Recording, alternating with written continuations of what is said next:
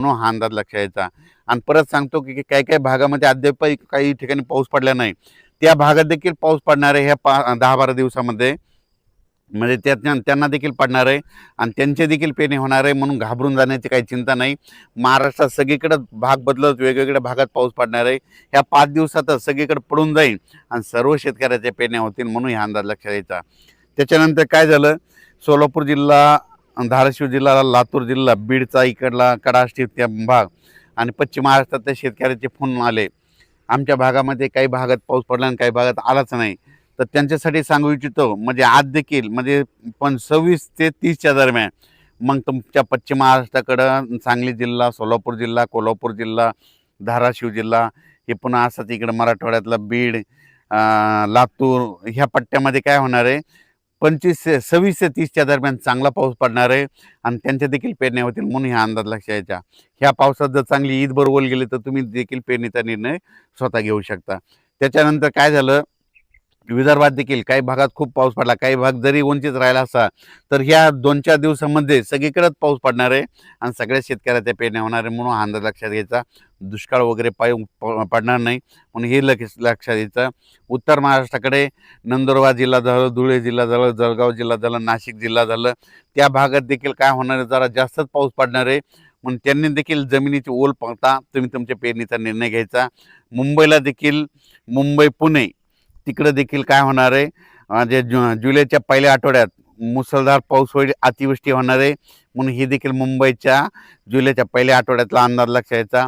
जुलैच्या पहिल्या आठवड्यात देखील महाराष्ट्रात काही भागामध्ये काय होणार आहे, ठिकठिकाणी अतिवृष्टी होईल, काही भागात मुसळधार पाऊस होईल, कुठं रिमझिम होईल, म्हणून जुलैच्या पहिल्या आठवड्यात देखील पाऊस पडणार आहे, म्हणून ही देखील सर्व शेतकऱ्यांना अंदाज लक्षात यायचा. तो पाऊस काय होणार आहे, सगळीकडे नाही पडणार, पण काही भागामध्ये जरा जास्तच पडणार आहे. आणि ज्या तळ्यामध्ये पाणी आतापर्यंत अद्यापही नाही, तर ती पाझर तलाव त्याच्यामध्ये काय होईल, जुलैच्या पहिल्या आठवड्यामध्ये. सांगायचं झालं तर उत्तर महाराष्ट्रामध्ये नंदुरबार जिल्हा, धुळे जिल्हा, जळगाव जिल्हा, नाशिक जिल्हा, अहिल्यानगर, इकडे संगमनेरच्या खाली ओझर, पुन्हा निळवंडे धरण त्या परिसरामध्ये कॅचमेंट एरियामध्ये चांगला म्हणजे जुलैच्या पहिल्या आठवड्यात पाऊस पडणार आहे आणि त्या धरणामध्ये आवक यायला सुरुवात होणार आहे, म्हणून हा अंदाज त्या शेतकऱ्यांना लक्षात यायचा. तसंच राज्यात देखील काय होणार आहे, जिथं पाऊस पडला तिथं वडे नाल्याला पाऊस येणार आहे, काही भागात रिमझिम राहणार आहे, पण सगळीकडेच काय होणार आहे, वेगवेगळ्या भागात पाऊस पडणार आहे आणि सर्व शेतकऱ्याची पेरणी होणार आहे, म्हणून हे अंदाज लक्षात घ्यायचा.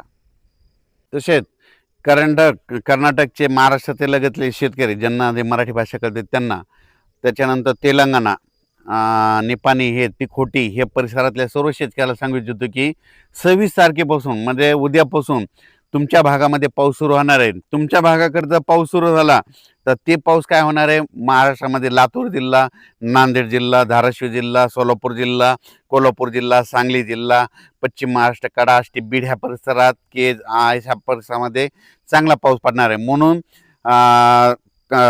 कर्नाटक, तेलंगणा, आंध्र प्रदेश तिकडे काय होणार आहे, म्हणजे 26च्या नंतर पाऊस येणार आहे, 26 ते 10च्या दरम्यान तिकडे पाऊस पडणार, त्याच्यामुळे काय होईल, तुमच्याकडे पाऊस येणार आहे, म्हणून हे पश्चिम महाराष्ट्रातले सर्व शेतकऱ्यांनी हे देखील अंदाज लक्षात यायचा. त्याच्यानंतर मध्य प्रदेश, खंडवा इकडल्या भागातल्या शेतकऱ्याला सांगू इच्छितो की तुमच्याकडे काय होणार आहे, म्हणजे आता हे उद्याच्या म्हणजे 26 तारखेपासून ते 8 जुलैपर्यंत तुमच्या आपलं मध्य प्रदेशमध्ये देखील चांगला पाऊस पडणार आहे. मध्य प्रदेशच्या बाजूचे जे आपले जिल्हे आहेत, बुलढाणा जिल्हा, धुळे जिल्हा, जळगाव जिल्हा, अकोला जिल्हा, अमरावती, वर्धा, नागपूर, भंडारा ह्या पट्ट्यात देखील काय होणार आहे, मध्य प्रदेशकडे पाऊस पडेल. त्याच्यामुळे जुलैच्या पहिल्या आठवड्यामध्ये ते आपल्या मध्य प्रदेशच्या बाजूचे जे लगतचे जिल्हे आहेत त्यांना देखील चांगला रिमझिम पाऊस पडणार आहे, म्हणून जुलैच्या पहिल्या आठवड्यात ते देखील त्यांच्यासाठी खास करून आनंदाची बातमी, म्हणून या अंदाज लक्षात यायचा. राज्यात मात्र दुष्काळ वगैरे काही पडणार नाही, जमिनीमध्ये ओल असेल तर तुम्ही पेरू शकता, पाहू शकता. हे माझ्या शेतामध्ये आमच्या खूप पाऊस झाला, आणखीन म्हणजे वापसा देखील नाही, तर आम्ही देखील ना ओल तपासली, ईदभर ओलच्या खाली गेलेली आहे. मग नंतर काय होणार आहे, आज ट्रॅक्टर चालत नाही नसं आज पेरणी करायला सुरुवात केली असती. पाहू शकता ही ओल किती गेलेली आहे, इतकी जर ओल असेल तर पेरणी करायला काही हरकत नाही, हे पाहू शकता. आणखीन म्हणजे